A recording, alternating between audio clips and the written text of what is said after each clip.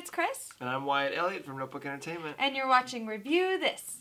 That was wonderful. Bravo! I loved that. Oh, it was great. Well, it was pretty good. Well, it wasn't bad. It stinks. All right, so maybe from our little display here, We saw Sonic! right, you can tell what movie we're going to talk about.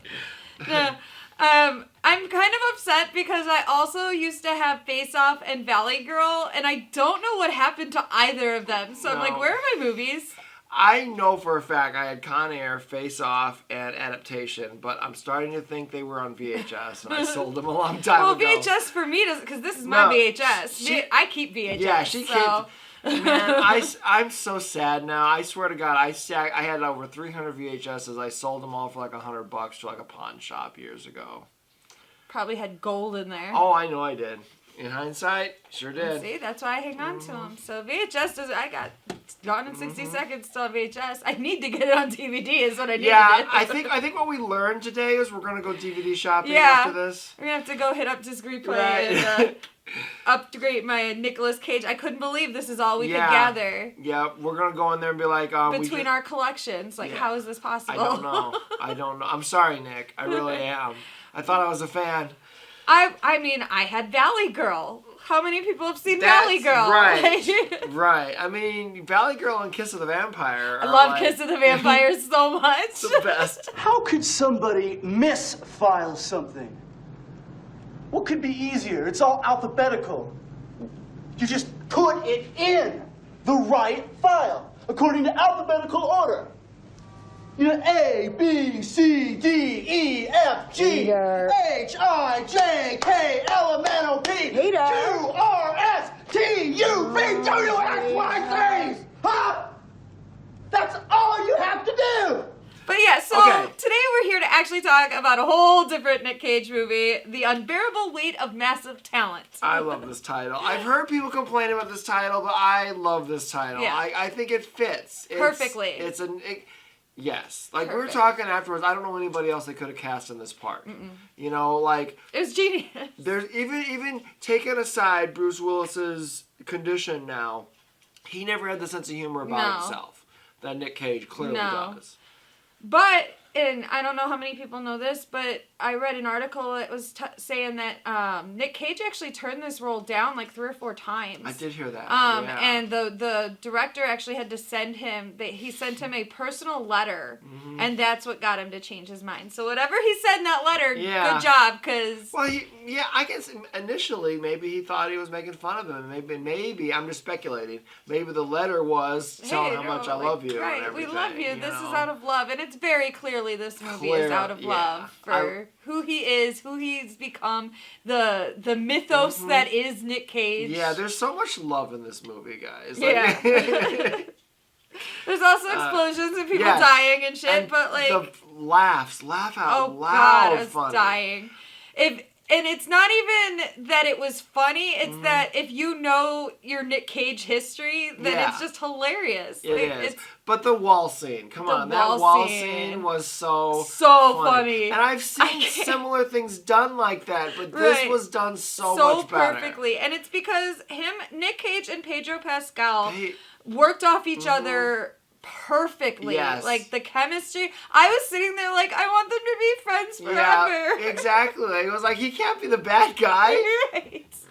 Like, this could spin off into a whole buddy series. Instead of cop buddy movies, they're best friend movies. I would watch like 9, instead of 9 Fast and Furious movies, I'd watch 9 of this. But let's start with the cast. So obviously we've got Nicolas Cage as Nick Cage, and also as Nicky, his younger self that he sees visions of. That was a surprise. That was funny. So then we've got Pedro Pascal's character is Javi Gutierrez, who's a rich guy, very likable. Very likable. I mean, Pedro Pascal, I like him anyway. Right. But he's a very likable guy. He's the Mandalorian. Come on now. Regardless, he's just a very likable guy. But in this movie, his character is a criminal, what we're told is a criminal empire leader. Leader of a cartel and he lives on this island, and he's super rich, and it's his party that he wants Nick Cage to come to. So then we've got Sharon Hogan, who's playing Olivia, who in this movie is Nick's ex-wife, obviously not in real life, but she's playing his ex-wife here. Right. So then Lily Sheen played Addie Cage, who is their daughter, 16-year-old daughter. Tiffany Haddish plays Vivian, who's a CIA agent. Paco Leon plays Lucas Gutierrez, who's Javi's cousin. Neil Patrick Harris plays Richard Fink, who is Nick's agent. Ike Barinholtz plays Martin, who's Vivian's partner. He's a CIA agent too. Alessandra Mastronardi is Gabriella, and she's Javi's love interest. And then David Gordon Green, director of the new Halloween 2018, Halloween Kills, soon to be Halloween Ends, the man himself. He played a director in this movie that Nick is trying to audition to. And it's a great scene. That's great. I didn't catch that. No, you didn't realize that was him? I was instantly, I was like, that's David Gordon Green. I don't think I know what he looks like, actually. No, I think well, we'll get into it right away. I guess I do now. Right away in the plot, we'll talk about it, because it happens right at the beginning of the movie. So let's go ahead and get into the plot. Yeah. So the beginning of the movie opens with this girl, and we find out that her name's Maria, and she's the president of this country's daughter. Mm-hmm. Her and her boyfriend are getting high and watching Nick Cage movies. Talking about how much they love Nick Cage. It was Con Air, wasn't it? I think so. Yeah. I think so. Because it's the scene where he gives the daughter the bunny. Yeah, and she's like, he's so fucking cool. And they're smoking, and the doorbell rings. She's like, comida, which is food. She's like, go get the food. And so he goes to get the food, and it's not the food, and it's people coming in, and they kidnap her. Yeah. I'm not sure. I think they just knock the guy out. I don't think they actually kill him. I don't think they did either. No, I think they just knocked him out. Yeah, so they kidnap her. Cool. That's how the movie opens. Right. And they knocked her out, too. Right. Yeah, they punched her because she tried to get away. Like, she's feisty. Yeah. She's feisty. So now we're in the States, and Nick Cage is on his way to the restaurant to have this meeting with this director that turns out to be David Gordon Green. I wonder if he was auditioning to play Michael Myers then. Well, no, because he said it was a Boston thing. Because, he's talking to him, and he's like, this is the... I know this is a script that I can do. I've been working on my Boston accent. Right. And David Gordon Green's kind of like, well, we'll see. You have Hollywood speak for basically no, you know? Right, basically, And so he walks him out to his car, and he's like, this is me, so I'm going to get going. And Nick Cage just breaks into this audition and starts reciting lines with this horrible Boston accent. Which I love the background of this scene, too. Because I found myself watching and I know they're all actors, but I found myself watching people in the background act like real people. What's going on? And they're all like watching and just. I would have had my phone out, like. Right, I think somebody may have been. Like that was great. God, it was amazing. And so David Gordon Green's like, cool, I'll call you, and he leaves. I wonder how many parts Nick Cage has gotten doing that. I don't know. But so this is where we kind of learn that he's being haunted by Nikki, his younger version, who's basically like, hey, we're awesome. We're kick-ass. We never went anywhere. Yeah. We're, kind of boosting him up. And he still has the energy of young Nick Cage. Yeah. And, he's got the bleached hair hanging in his eyes and everything. Right. It's really funny. Oh, it's amazing. Yeah, it's really awesome. So then we're in a therapy session with Nick Cage because he didn't get the part. They went a different direction. Yeah, Fink calls and is like, they went a different direction. So he's in a therapy session with his daughter, and you don't even realize his daughter's there because he's talking about himself the whole time, and then he pans over and there's his daughter sitting there on her phone. And the therapist is trying to get him to be like, let's talk to your daughter, let's work on this relationship, like, stop talking about yourself, right? And he's just going on and on and on about his career and his favorite movies, and they have a fight because she doesn't like the movies that he's making her watch. It was the Cabinet of Dr. Caligari. There we go. Thank you. And she's like, no, I didn't like that fucking movie. Like, I don't want to watch these movies. It's a weird movie. Yeah, for a 16-year-old girl nowadays, like, I was a different kind of 16-year-old, so I would have watched that at 16. This girl, clearly not. No. No, like, dude, this is not how she wants to bond with you, you know? It's like a German expressionism film, or like right.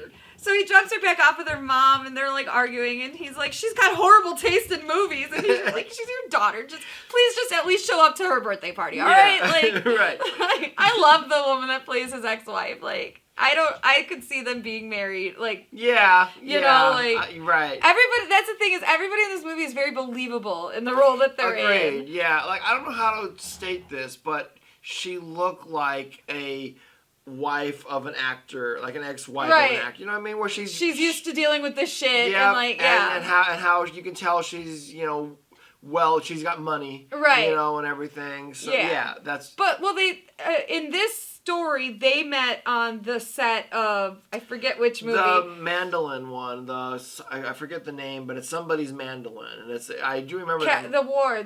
Captain Marinelli's mandolin, or I don't know that movie. I've never seen it. I'm not a war movie person, so I don't watch war movies. But I do know what it's just not my genre.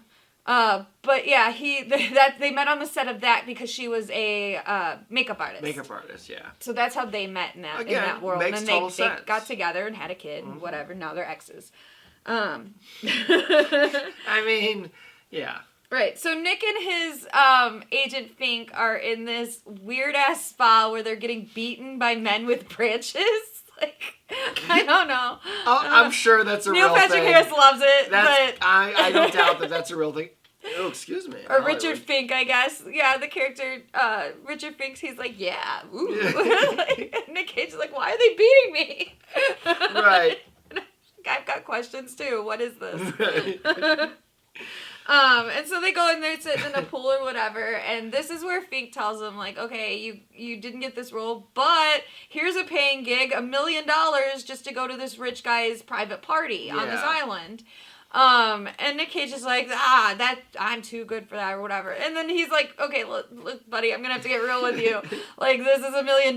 You kind of need it because the hotel you've been staying at, you owe like $600,000 to. Yeah, because he's been kicked out of, I guess, his house. Right. So he's been staying at this hotel. And he's like, they love me there. They love me there. And then he goes back later and they locked him out of his room. So he shows up at he's upset and drunk and whatever. He shows up at his daughter's party and he's like, I wrote this song for you.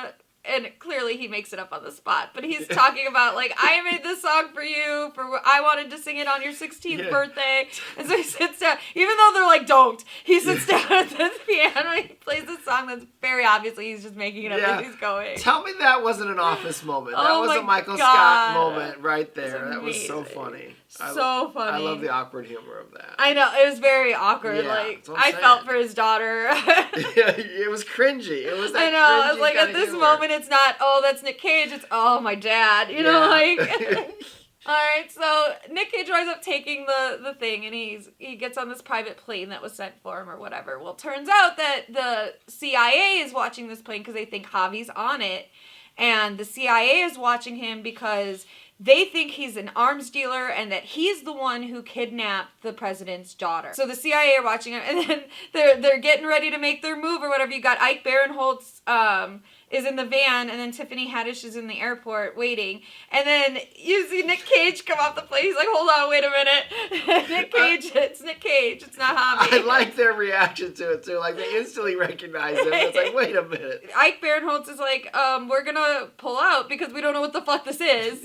And she's all like, no, I got this. And so she pretends like, hey, I'm a fan, and pretends to take a selfie with him, and she slips like a tracking device in his pocket or whatever. And I have questions, like, if this is this important and our government is invested enough, why are there only 2 CIA agents on this very important case? Yeah. Like, well, maybe they were the only ones that were there on location. I don't know. I still feel like there should be... I feel like there should be backup. Like, I feel like there should be at least, like, maybe one more person. Well, yeah, because in most of these movies, there's either a van or a hotel room full of FBI agents. And there is not. It is literally just these 2 through the whole movie. Exactly. So, yeah, we'll talk about that and things we like and didn't like later, because I've got some thoughts on the CIA portion of this, but yeah, so we've got only these 2 as our CIA touchstone throughout the whole movie. So Nick and Javi finally meet, and I'm sure you guys have seen in the trailer. Is Javi gonna want me to, I am Javi. Nick Cage. And I just want to say that, like, whatever Pedro Pascal did with this character, it's amazing because Javi comes across as both somehow super cool and completely dorky. Pedro Pascal definitely was able to match Nick Cage's energy here. Oh, yeah. Perfectly. And it made a bromance that I heart it so much.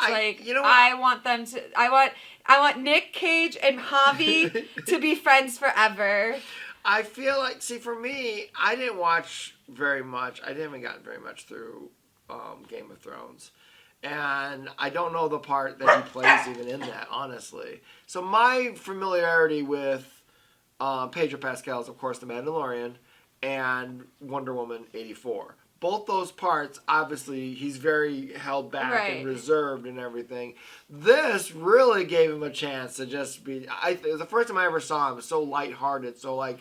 This guy can do I've comedy seen him on like interviews and stuff, and so I know that I knew that he was a funny, interesting guy. He's really funny. So I'm a fan of Pedro Pascal.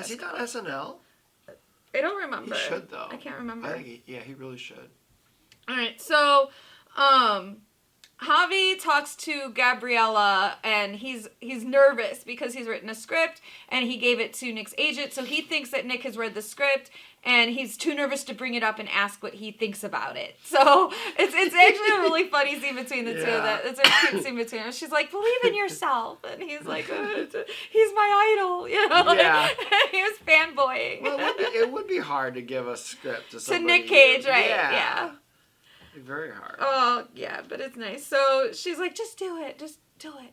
Whatever. So she goes and gets Nick Cage out of bed because Nick Cage is in bed. And he's all like, I've got jet lag, blah, blah. Yeah. And she's like, no. And she yanks the blanket off and she's like, you're going with him to, And this is because we don't know anything. We're like, oh, so he is like in charge because he's demanding that, he's going places with him. So they go to the cliffs or whatever. And Javi makes pretend like they're getting chased. And so they're running or whatever. And then Nick Cage realizes, wait, you're making this up. And he's like, come with me, come on this journey with me, or whatever, and convinces him to act out this scene that they're making up, and they go and they jump off a cliff into the water, and Nick Cage, he's like, I didn't know it was that high, like, I could have died. Right, yeah. And it's funny, like, from the camera angles, we all knew how high up they were, but he didn't, and it made sense, so it was a great scene. It was a great scene. Really funny. So the CIA convinced Nick to sneak into this security room that's in Javi's house so that he can, tap their cameras or whatever. So he gets in the room and there's someone coming. And so apparently they gave him this stuff that he puts it on his hand, rips off the backing, and there's a substance now on his hand that the minute he touches someone, it'll knock him out. So he's like, okay, cool. And then he scratches his face or something. And he's like, I think I just touched my face. And they're like, you think? I did. No, wait, I did. No, wait, I did. This whole scene is him fighting off the effects of this thing as he's trying to not get caught in this security room. And he winds up having to go out the window. This scene is so well, the comedy, the physical comedy in this scene. This is like the next level of The Dentist from the Cal Burnett show. Okay, Novocaine. Here we are, Novocaine. Take a firm hold of the hypodermic needle, right. And it's a spy version. And the minute he had the thing on his hand, I'm like, he's going, because I always am touching my face. COVID was the worst for me. Don't touch your face, okay? What? So, I know I would. Okay, he just does something like this, and I instantly, nerves and tics, always. Yep. So, and you're right. It is. It is very much for our older viewers. The Carol Burnett sketch where Tim Conway is playing the dentist, and he sticks himself with the nerve stuff. It's the best. Pinnacle of comedy. It's amazing. It really and so is. for our younger viewers, if you go look up Tim Conway the dentist sketch, you will not be disappointed. It's hilarious. If I remember, I'll put it in the link. Right. If I remember. Well. Good luck. So at one point he has to get out the window and go across this ledge and hide out there. And so he finally gets back in, and he's just about to get whatever he came there for, and he passes out. Right. And so they're like, Nick, because he's got an earpiece. And Ike Barinholtz is like, hold on, action. And he sits up. Well, he's heard that his whole life. Funny story about that. When we were filming our show, The Deadersons, her dog Molly was a part in the play and the episodes. And so she sat in the actress's lap, and she knew to sit there, but she would stare at Kris from offset. And she knew, and she would be perfectly good, so the actress could do her thing. And then the minute I called cut, Molly would jump off the lap. Right, she knew what cut and action were. So see, Molly, the dog, and Nicolas Cage, same instincts. It's just you get used to it. Right. Oh, it's amazing. So okay. So the FBI or the CIA, they think they know where the president's daughter is being kept, and it's on this compound, and it's behind this like door that's like a mirror. Yeah. I don't know. So, they go. Nick goes to investigate or whatever, but Javi's like, hey, let's go to town or whatever, and they do, and then they wind up taking like acid or something or mescaline, LSD. LSD. It was LSD. Was it LSD? And it was a droplet. It was a droplet because he's like, hey, let's do some fun, and Nick Cage is like, all right, sticks out his tongue and he puts the drops on there. And them, I don't know why I laughed so hard at this scene. Yeah, like, so it's funny. They're having a blast, and then. For some reason, they think that these two guys are watching them. They're just random people. They're just random people, yeah. So they run away, and then they see two other people who are different people, but kind of look like those first two guys. And so they're like, it's them. They are following us. It's amazing. So they run, and they get to this wall, and they can't get up. And so Javi gets down, and he's like, I'll give you a boost. And so Nick Cage gets up there, and he goes to, come on, I'll pull you up. And he grabs it, he's like, you're heavier than you look. And he can't get him up there. And so Javi's like, you go, save yourself. But when he drops him from like 4 feet, and they do the old 80s action slow motion, right? Just falling, and then oh god.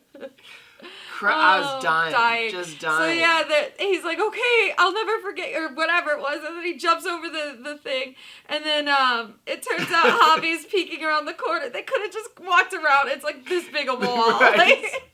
He's like, how'd you get there? He's like, well, I just walked around. Right. Oh, it's a great scene. Fantastic. Great sequence. Yes, yeah. One of the best.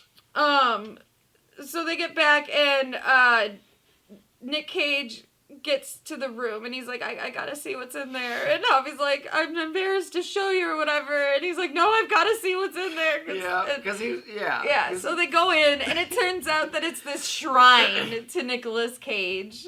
Which I kind of predicted. I was like, that's what it's gonna be. It's not. They had the Nicolas Cage pillow where you I've seen that on there, and Nick Cage is like, I don't know about that.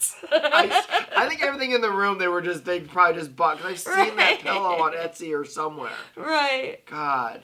Amazing. Yeah, and then he had like the bunny from Con Air. Yep. He had other props, And then he had this mannequin or wax figure. I think it was a wax figure. And then with the guns, with the golden guns. Which he says are the actual golden guns they used in Face Off, which I assume that they know their facts, or they did it for the story, but they said they were real guns they used in that movie, so I don't know. Well, they shoot them later, so they are real guns in this movie. Yeah, so I don't know if they made that up or if that's a true fact or not. Right, I don't know. But either way. And that's where you get the part from the trailer where they're looking up at it. Is this supposed to be me? It's grotesque. I'll give you $20,000 for it. And he's like, I can never sell that. Yeah, I can never sell this. Nothing in here is for sale. Yeah. Well, anybody who's got a collection. Right. So they wind up bonding over movies because he's like, well, what's your favorite movie? And Nick Cage is like, that's impossible. What's your top 3? And so he gives his first 2. And then the third one is, Javi tells him his third one is Paddington 2. And he's like, what? So he talks about watching it. They watch Paddington 2 together. And they cry and they bond together. I told her immediately afterwards, I was like, I need to watch Paddington 2 like right now.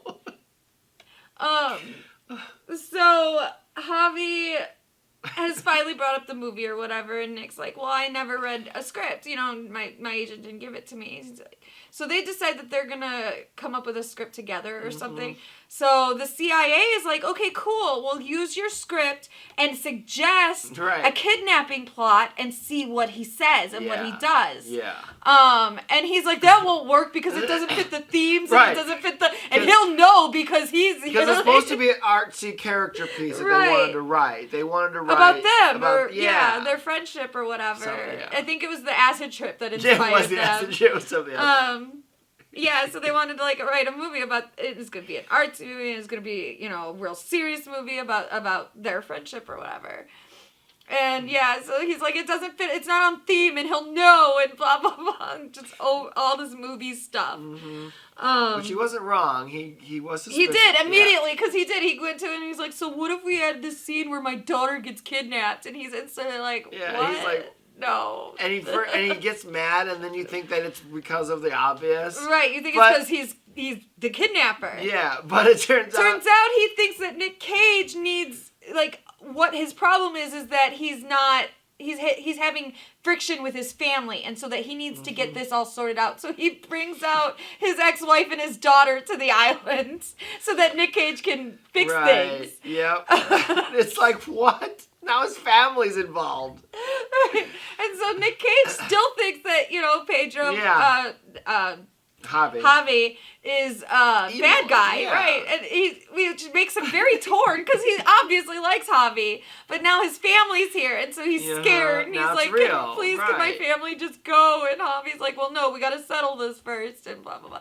So Javi leaves or whatever so they can talk, and he goes to meet with his cousin. And this is where we find out that Javi is not the one in charge, that it's actually his cousin Lucas who is the arms dealer and who kidnapped the president's daughter. And Javi is kind of like, that's not cool. He's not for it. He's just a guy who works for him, and it turns out that Lucas is trying to create this alliance with this other gangster mobster guy who nobody has seen for 15 years, but apparently he's still pulling strings and stuff. So Lucas had wanted to make some kind of deal with this guy, and that's why he kidnapped the president's daughter, so that the president wouldn't run, and that the guy that's backed by the cartels would win. Yeah. So yeah, it got a little political. It did, yeah. But it doesn't focus on that. At all. That's all off-screen stuff. Right. It's all off-screen None of that. stuff. It's the focus of this movie is their friendship, for sure. But what I like about it, though, is the plot does make sense. Yes. So what his Lucas's plot here makes sense. It's realistic. It's, you know. It's something cartels would probably do. Right. So I like that. So Lucas tells Javi that Nick Cage is working for the CIA, and he wants him to kill him. And Javi is very torn about this because he loves Nick Cage. Right, he can't believe it. Nick winds up stealing the guns from the prop room, the face-off guns. And which we all knew that was going to happen. The minute they said that they were real guns, right. You know, I was like, they're going to have to get used. Because Nick is like, okay, I'm going to have to kill Javi to save my family. And Javi's like, okay, well, I have to kill Nick Cage or Lucas is going to kill me. So they go on this road trip and both of them are kind of like, you know, and they get where they're going and they get out of the car and they have kind of a standoff. They pull guns on each other. Yeah. And they have kind of a standoff. And it boils down to neither of them can kill the other one. Yeah. And so shots start ringing out, and Javi's like, Lucas knew I wouldn't be able to do it, so he sent his own people. So they start running, and they're racing to get away from, so it's kind of a little car chase. They get back to the compound and find out that Andi, his daughter, has now been kidnapped as well. So they grab Olivia and Gabriella and they're racing to get to the CIA hold up or whatever. And so Tiffany Haddish is on the phone with them and she's like, yeah, just come in, just come here. Turns out the CIA had been found out and Lucas's guys were there and had already compromised them or whatever. Yeah, they pan back and they show a guy's got a gun to their head, So then they're racing to get there, and it's kind of slow motion, them running up the stairs to where they are, and you see the guy with the gun, like he's going to kill them as soon as they open the door. but Tiffany Haddish steals the gun from Ike Barinholtz, who I think is dead in the chair next to her. Yeah, they don't make it clear. But I think he's dead. And so she takes his gun, and she shoots, and he shoots, and she gets hit in the shoulder. Looks like it, yeah. But she gets the guy, so no one shoots them when they come in, and they see what happened, and they're like, oh shit, we don't even have the CIA anymore to help us. What are we gonna do? And that's the last we see of these CIA. They're not mentioned again. I don't know if Tiffany Haddish and Ike Barinholtz are dead. No idea. My thought... Because she was only hit in the shoulder. Yeah, my guess is that they left it open so that way in case they do a sequel they can bring them back. Maybe, I don't know, but I don't know. Yeah, I don't know. It was very unclear in that scene. That's one of the that's the only weak spot in this movie. It really is, because it just feels unsatisfied. Yeah. You know, it's like, because usually in these movies you'll see at the very end while everyone's happy, oh, there's the FBI agent, you know, and she's got her arm in a sling. Or they mention, they got rid of the, they killed in the line of duty. Nothing. Not mentioned at all. Yeah, nothing. So, sorry. Yeah. Edit. Right. Edit.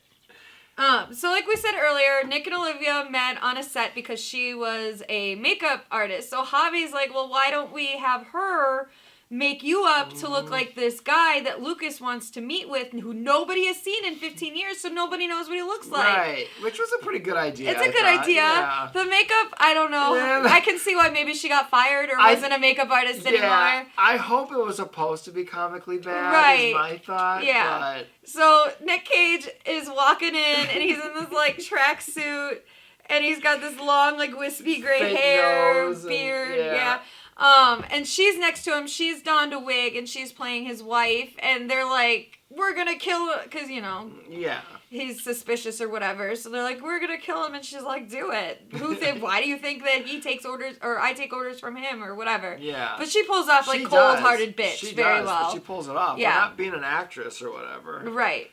So they get in the compound. He believes them, whatever. Doesn't recognize that it's Nick Cage. They get into the compound, and then the makeup starts peeling off. And that's when he's like, wait a minute. Right. I was waiting, but I was like, that makeup's not going to last. His face just gonna start melting. Yeah, so Nick Cage manages to cause enough of a distraction for Olivia to get both the girls, their daughter and Maria, and get out. And so they go and meet Javi, and Javi and Gabriella are waiting outside this door, and they all get out, and they're in the car, and they're racing away, but Lucas and his guys are in the car behind them, racing after them, and so Javi decides that he's gonna stay behind, and he jumps out of the car, but then he, like, stops the car.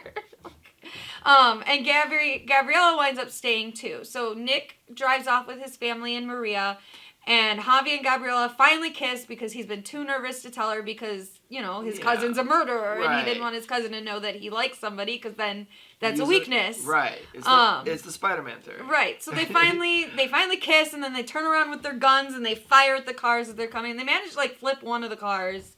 But the other two get past him, and Javi gets shot, and so we're left not knowing what happened with Javi. I was like, Javi. I was like, no!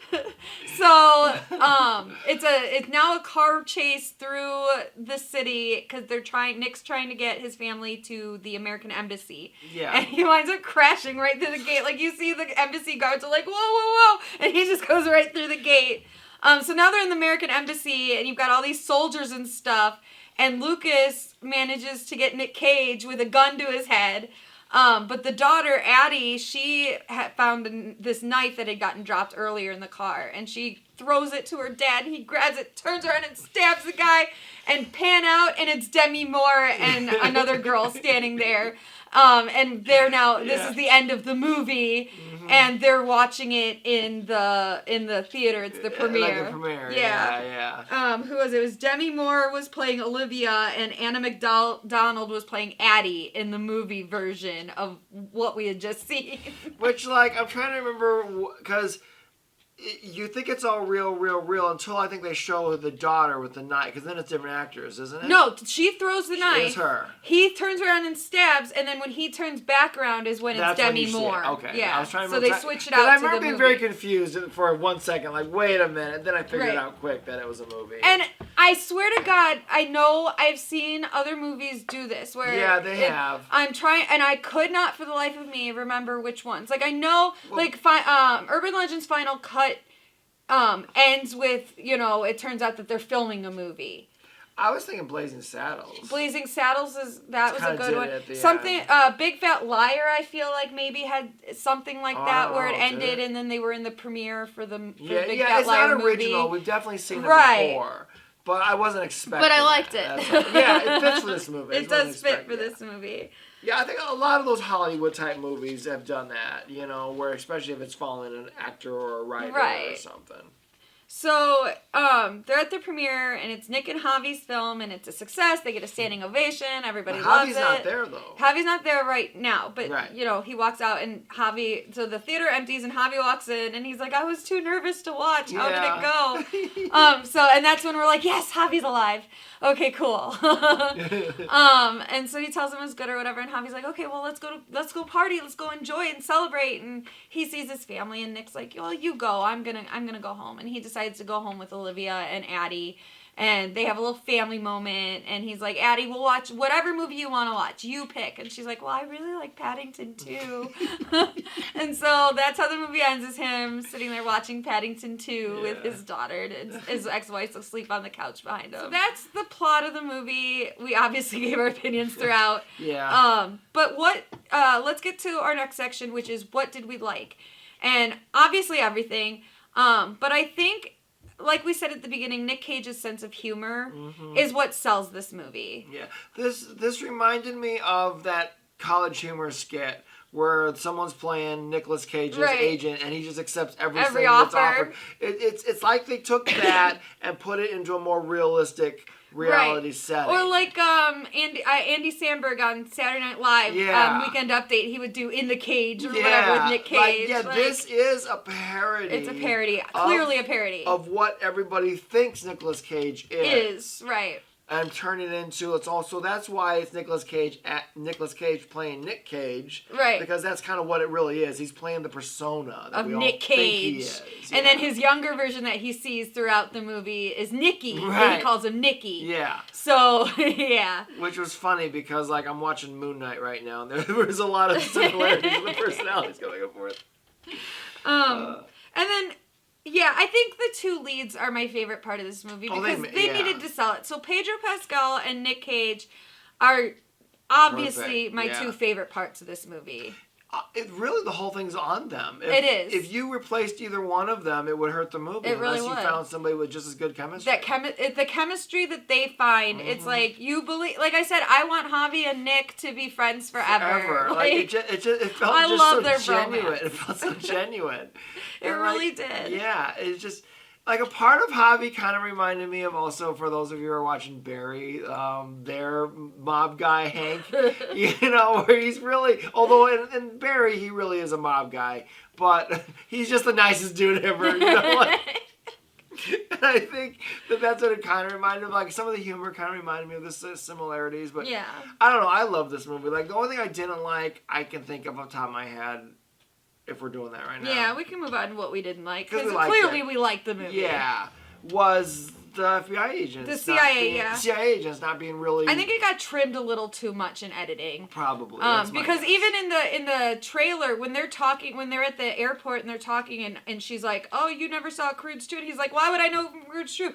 And he lists off a couple of different movies before, but in the actual movie, I think he only says one or two. I think he does, yeah.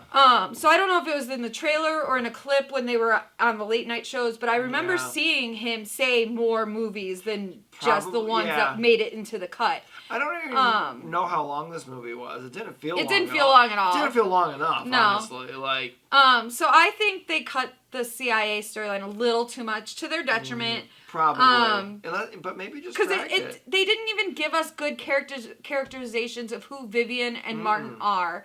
And that kind of peeves me off because why do you cast two great comedic actors like Tiffany Haddish and Ike Barinholtz and then give them nothing to do? And that's the thing. Nothing. These people could have been played by anybody. You didn't need these two people. The only reason I can see, but I do believe it was an editing choice. I don't believe that they intended these characters were written like this. I think it was an editing choice. But by having it be Tiffany Haddish, it made it instantly likable. And it made her instantly likable. It made her instantly relatable. Even though this character gives us no reason to like her, but because it's Tiffany Haddish, and she's being all hey, yeah, you know, so therefore we like her. And he's funny. Like he I love it. I love Ike Barinholtz. Yeah, he gives some really funny lines, and so you kind of like him. I loved him in The Hunt. Yes, yeah, he was good in that. I liked him. I liked his frustration in this. It made me laugh. It made me like he was the one who understood the absurdity of the whole thing. And he was like, "Why are we getting Nick Cage? Like, what?" She was like, "No, this will work." No, this will work. Right? Yeah, he was the voice of reason here, which is funny for Ike Barinholtz to begin with, to be the voice of reason. But again, they're two great comedic actors. Cut short. To give nothing. They had nothing to do in this movie. At all. Him even less than her. Oh, for sure. Especially, he wasn't even given a death scene. He's just in the chair like this. Yeah, he's slumped over. I first didn't even see him in the scene. I wasn't even sure he was dead. I thought he was just knocked out. I don't know. Yeah, there wasn't any blood or anything. I have no idea. No idea. But, so maybe there'll be a director's cut. Or extended scenes or something. Yeah, extended scenes, deleted scenes. I hope it's explained in deleted scenes when the movie comes out or whatever. Yeah. But that's... Most of the time, movies aren't filmed with lack of continuity and plot details. It happens it's editing. in post. But my problem with it is that it feels like every single other person, from Neil Patrick Harris and his small role as the agent, to the what's her name who played Olivia, to the daughter, they all got to shine in this movie. Every single person got to shine in this movie except for these two CIA agents. Yeah. They were just thrown away. They were treated as plot devices rather than characters. Right. And I get it, obviously the focus is on these two guys. Exactly, but the CIA is kind of an important part of it. That's the whole reason Nick Cage is doing this. And it could have been, and if you showed that Tiffany or him or whatever, Williams one was still alive, that would just, I don't know, I think it would just leave it on a little more happier note that nobody had to like unnecessarily die in this. Instead, he's slumped over in a chair, maybe dead, and she's shot in the shoulder and passed out, and we don't know what happens to either of them. And meanwhile, they get to go off and make their movie, and these, I don't know, like, it's not anything bad towards the characters. It's just, when you think about it, the movie leaves you on a high note. It makes you feel great. God, yes. But when you think about it, it's like, well, wait a minute. That's kind of tragic for them.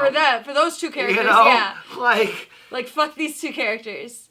So that's the only complaint in this whole movie, because the rest of the movie is very tight, The plot, you can follow it. It's absurd, but in a realistic way. Yeah, like this could happen. I mean, yeah, it's just really, it's really well done. I don't know. I love it. Takes a comedy of errors and misunderstandings and kind of updates it. Yeah, and that's something that's important too, because I know that some people who are not in the industry don't like Hollywood movies, don't like movies about Hollywood. I've heard this. Of course I do too. I love them. I love them so much. But I want people to know that this movie doesn't rely on that. No. If you just want to have, whether you like comedy or action or both, this movie has it for you. It has great characters. The action is actually really well done in this. It's not super violent. If you don't want to see violence or whatever. No, I don't even think there's even really much blood and stuff. I don't even know what rated this movie was. Was it R? I don't know. I don't even know. I don't know. Man, we just were like, we want to see this, and we just went into it. Yeah, when you're an adult, ratings don't even matter anymore. You just go, I want to see this movie, they let you in. Yeah. It's been a long time since I was 17. Right. All right. All right. Well, I think that's our review of the Nick Cage movie. Massive. What is it? I know. I'm spacing too. A Massive Talent. No, it's the Unbearable Weight of Massive Talent. Yeah, this is. I knew this was going to be like that Netflix show with Kristen. Kristen Bell. Yeah, the woman in the house across the street from the girl in the window. She still remembers it. I loved it. What is wrong with this woman? I loved it. right, I did too, but I can't remember the damn title for it. Right. All right. The Unbearable Weight of Massive Talent. Go see it. Yes. It is in theaters now. And when you go see it, if you can't remember the title, just say the Nick Cage movie. Right, they'll that's know. what we did. They'll know. Yes, they did. It's not what we did. We No. went through the app, so we Yeah. don't have to talk to people. But the person at the concession asked, "What are you seeing?" And I'm we're like, the Nick Cage movie, and he's like, oh yeah, that's cool. All right, guys, please like and subscribe, and make sure to ring that bell so you get all kinds of surprise videos. Because this is the season of movies, guys. Right. We're gonna be doing lots of A surprise. lot of stuff coming out. Yep. We've got the Netflix movie review coming up. What's it called? I don't know. To God, die. yeah, I was Something hoping or you die. were gonna know. Choose or die. I was hoping you were gonna know. I just had to remember a whole goddamn movie for you. All right. Yes, I don't remember. Okay, we're running out of time. Choose or die. Choose or Die on Netflix. Coming out Friday. All right, like and subscribe. Thanks for watching. I'm gonna Let shut us up know now. in the comments if you saw it, if you liked it, if you agree with us, blah blah blah. We're trying to race the camera before it dies.